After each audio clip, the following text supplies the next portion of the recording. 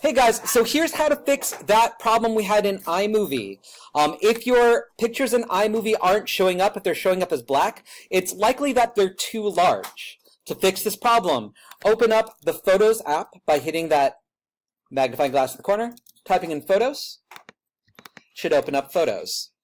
Transfer your pictures in. You can take it and drag it into your program. I'm just going to import. They should appear there. When they're in Photos, you can highlight as many as you need. For instance, if I wanted all this 2 bottom rows, by just dragging your mouse, drawing a square over everything I need. And then I can export it. It asked me to export 21 photos.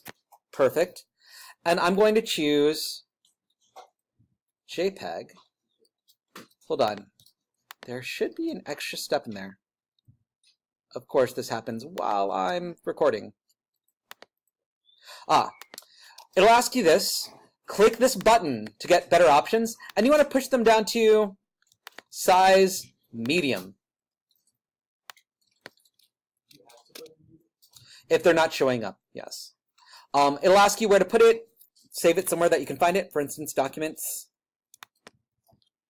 It'll export it